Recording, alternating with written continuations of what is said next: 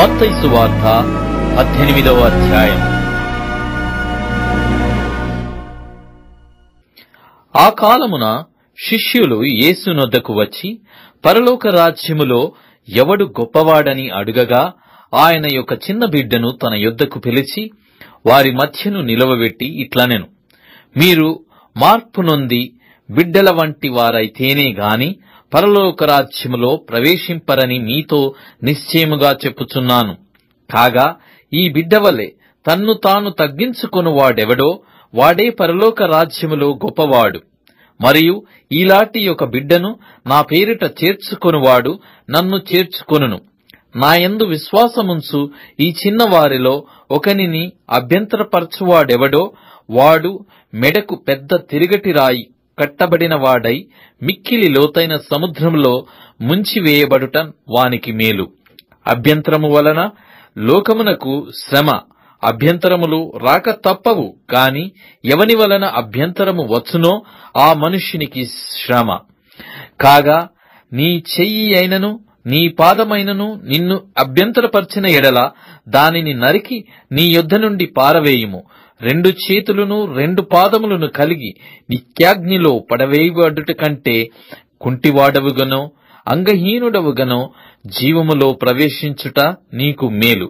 నీ కన్ను నిన్ను అభ్యంతరపరిచిన ఎడల దాని పెరికి నీ యొద్ద నుండి పారవేయుము. 2 కన్నులు కలిగి అగ్నిగల నరకములో పడవేయబడుట కంటే 1 కన్ను కలిగి జీవములో ప్రవేశించుట నీకు మేలు.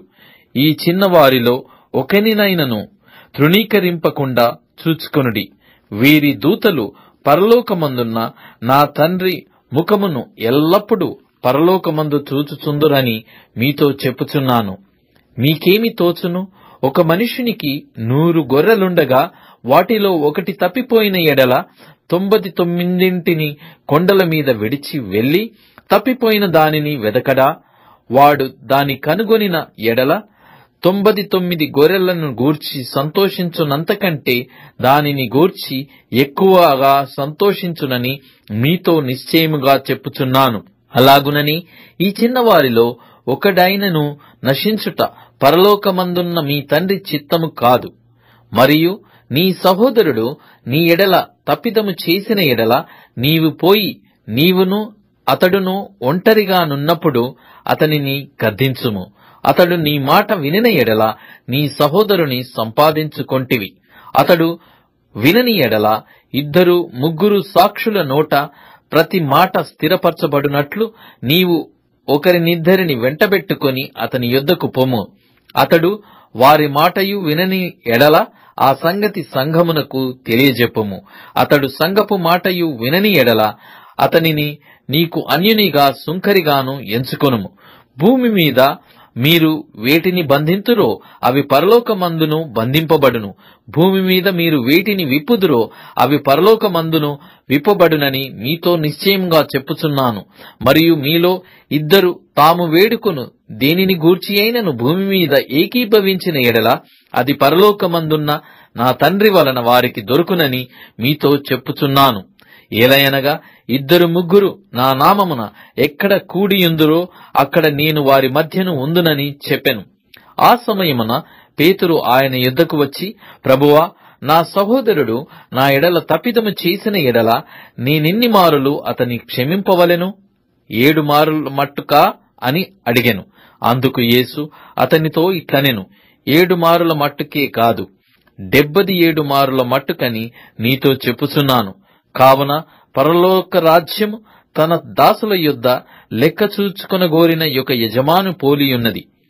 అతడు లెక్క చూచుకొన మొదలు పెట్టినప్పుడు అతనికి 10,000 తలాంతులు అచ్చియున్న ఒకడు అతని యొద్దకు తేబడెను. అప్పు తీర్చుటకు వాని యొద్ద ఏమీయూ లేనందున వాని యజమానుడు వానిని, వాని భార్యను, పిల్లలను, వానికి కలిగినది యావత్తును అమ్మి అప్పు తీర్చవలెనని ఆజ్ఞాపించెను. కాబట్టి ఆ దాసుడు అతని ఎదుట సాగిలపడి మ్రొక్కి, నా ఎడల ఓర్చుకొనుము, నీకు అంతయు చెల్లింతునని చెప్పగా ఆ దాసుని యజమానుడు కనికరపడి వానిని విడిచిపెట్టి వాని అప్పు క్షమించెను. అయితే ఆ దాసుడు బయటకు వెళ్లి తనకు 100 దేనారములు అచ్చియున్న తన తోడి దాసులలో ఒకనిని చూచి వాని గొంతు పట్టుకొని, నీవు అచ్చియున్నది చెల్లింపమనెను.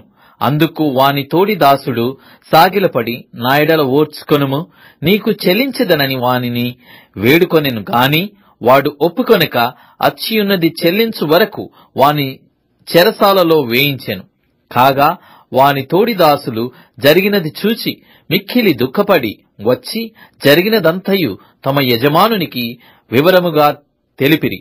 అప్పుడు వాని యజమానుడు వానిని పిలిపించి, చెడ్డదాసుడా, నీవు నన్ను వేడుకొంటివి గనుక నీ అప్పంతయు క్షమించి తిని, నేను నిన్ను కరుణించిన ప్రకారము నీవును నీ తోడి దాసుని కరుణింపవలసియుండెను కదా అని వానితో చెప్పెను. అందుచేత వాని యజమానుడు కోపపడి తనకు అచ్చియున్నదంతయు చెల్లించు వరకు బాధపరచు వారికి వాని నప్పగించెను.